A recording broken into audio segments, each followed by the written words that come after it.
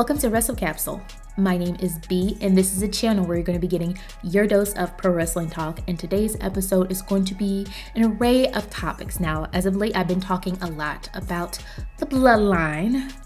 I know, but it's the biggest storyline that's going on in WWE right now. But it's not the only one. It's the biggest, but it's not the only one. And I wanted to talk to you guys about what's going on the women's side, because there are some things that I have yet to be able to discuss on this channel, and this is the perfect opportunity to do so. So let me just start off with Rhea Ripley, our women's world champion. She is going to be having a championship match against the man Becky Lynch at Wrestlemania 40. We should not be surprised about this. Shoot, we shouldn't even be surprised about Becky Lynch winning the women's elimination chamber match in Perth, Australia with WWE. They've been setting this up for a while, like these interactions and these like pass by like exchanges between Rhea Ripley and Becky Lynch. They've yet to have a match, big match,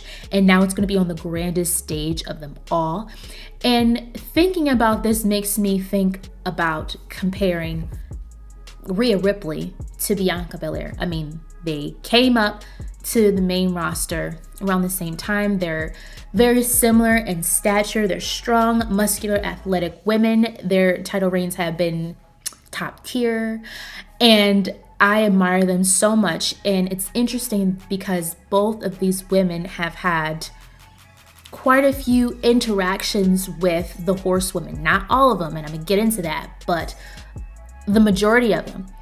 But what I notice is Bianca Belair is like, she's in the lead in terms of who's wrestled all of the Four Horsewomen. Like, Bianca Belair is in the lead. Only one that she has not had a real legitimate match with without any interferences or issues or any sort of stuff is Charlotte Flair. And I am waiting for that. Like, a part of me is hoping that Charlotte Flair gets better so that we can have Charlotte Flair versus Bianca Belair. But a part of me wants a title on the line, but even if there wasn't, I would be fine either way. But you gotta have the title. There's gotta be a title. It's gotta be a championship match between Bianca Belair and Charlotte Flair, whether it's on the grandest stage of them all or some other premium live event. Like, we need to see it. I don't know when WWE is gonna pull the trigger, especially when Charlotte Flair comes back from injury, but I'm looking forward to it. And then once that happens,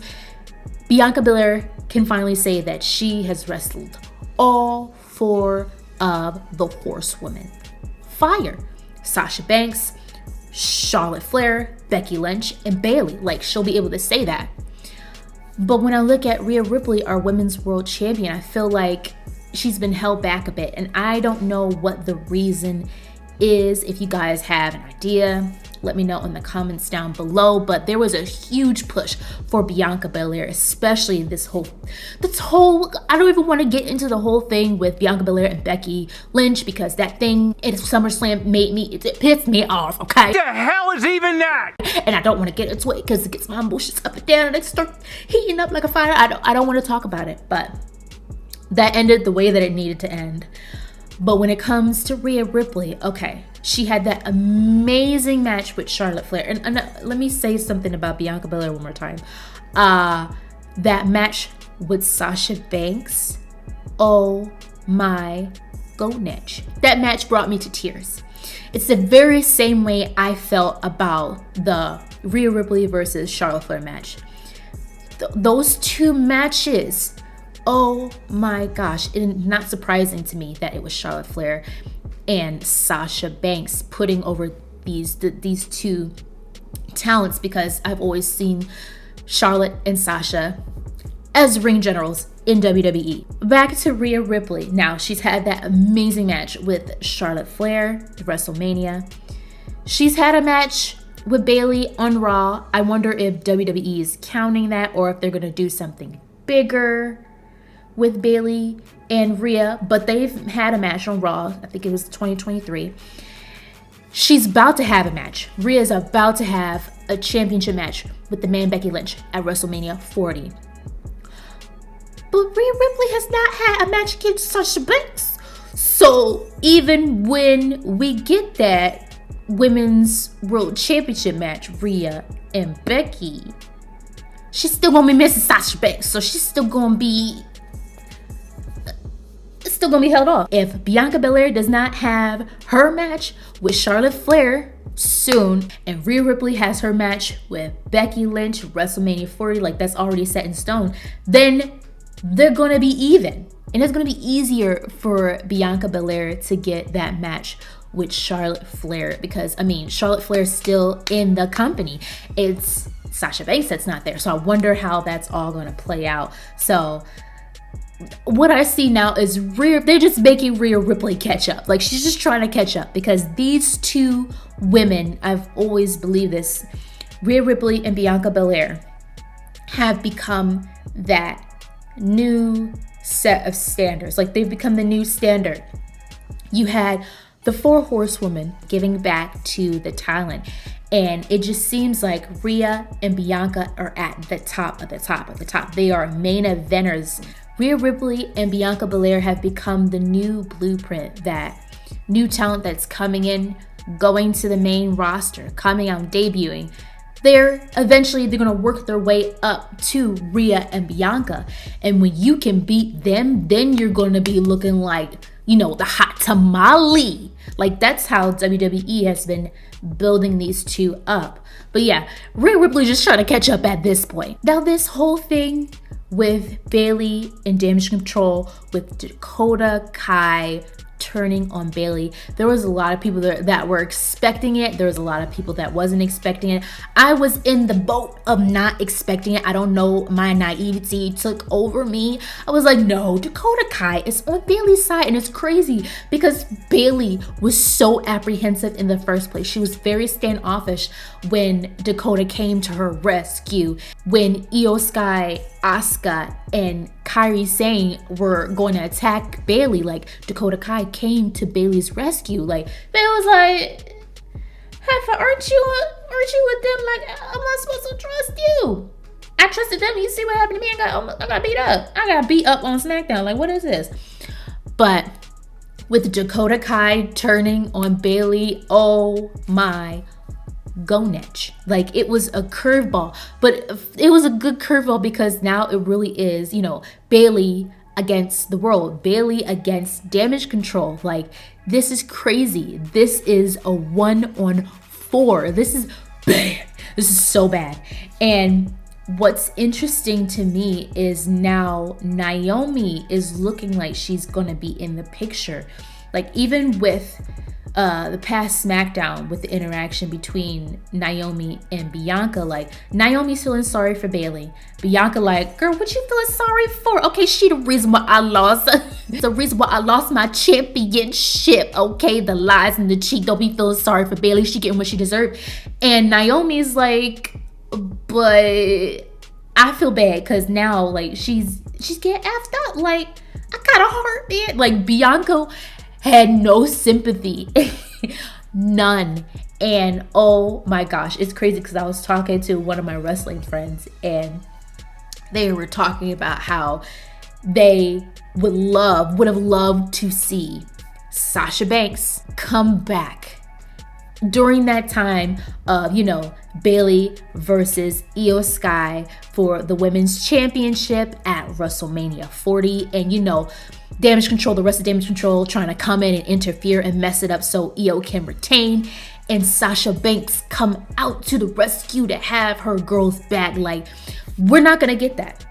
We're not going to get that. Even though Mercedes Moné, she was on a recent podcast talking about how, she loves WWE and everything that she's done. It's made her, it's given her life, all this stuff, just giving all these kudos to WWE. Her talking in that, podcast about how she is looking to come back to WWE one day, someday, when she's done with AEW. Like, that's great, but it would have been great for you to come back now, sis. We kind of would have liked you to come back now. This would have been like the perfect opportunity, especially with your bestie, back, with the hug, balls connection, that whole thing. Like, we could have had a rendition of that junk. with her like helping out Bayley with, you know, Damage Control coming after. Like, we could have had some of that nostalgic goodness, but no, we didn't get that. So I feel like WWE is replacing Sasha Banks with Naomi. And I peeped game on Friday and I was first shooketh, but then I was like, I see it. Like, I dig it. And I'm just talking, like, this isn't just a definitive thing. This isn't written in stone. This is just my imagination going wild. I want to make a shirt that says justice for Liv. I am willing to stand on this hill by myself. If I am not the only one standing on the hill by myself, please let me know in the comments down below, because Liv got so close to winning the Royal Rumble last year. She got so close. The woman came in number 30 and she still couldn't do it. And then at the Elimination Chamber, like, even though I knew that Becky Lynch was going to win and face Rhea Ripley for the Women's World Championship at Wrestlemania, like, I knew that was going to happen, like I said, but a part of me deep inside my soul wanted Liv to win.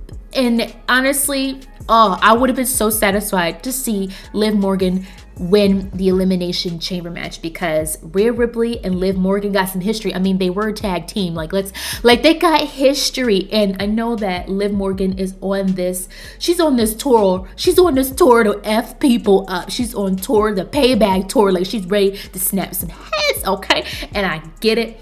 And I said this before in previous videos, with the way that WWE keeps booking Liv, having her get close, but not actually win.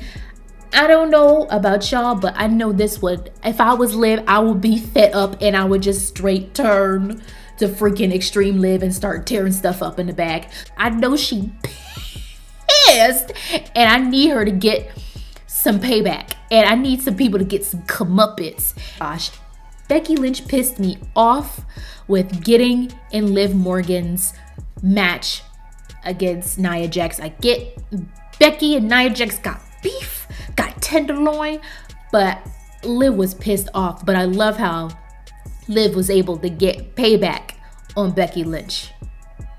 I wonder if we gonna see some stuff happen. I'm not gonna say I wonder. I know we gonna see some stuff happen with Liv Morgan and Becky. Now, y'all already knew that I was gonna talk about the bloodline and the situation that's going on there, but I wanted to shift it and talk more about The Rock and Roman Reigns. Now, we recently saw The Rock acknowledge his tribal chief, Roman Reigns, and the hesitation, but then it was just like, let me swallow my pride and I'm acknowledging my tribal chief because I need to advance this storyline.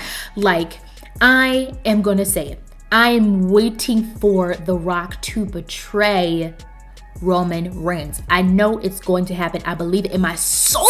I'm saying it with my whole chest. It's going to freaking happen, and it's going to F Roman Reigns up all inside. It's gonna F up his little acknowledgement heart. Like, it's going to hurt when The Rock betrays Roman Reigns.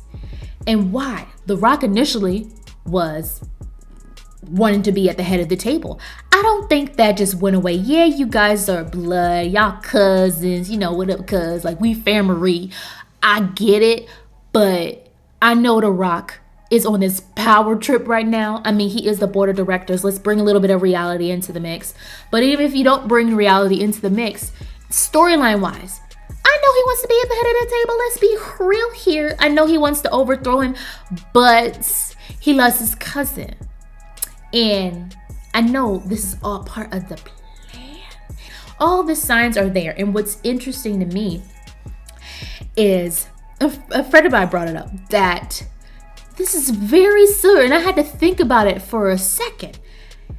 And when I saw the similarity, I was shook. This is so similar to The Rock in A Nation of Domination.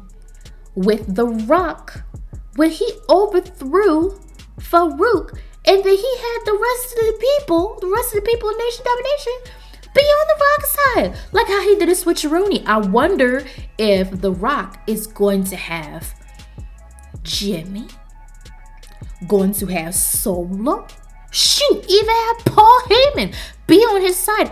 I wonder how WWE is going to do it, but I definitely see the similarities between what's going on now with The Rock and the Bloodline and what happened before the Attitude Era with The Rock and the Nation of Domination. I peep the similarity and I like it this. So guys, let me know in the comments down below what you thought about the topics that I discussed today.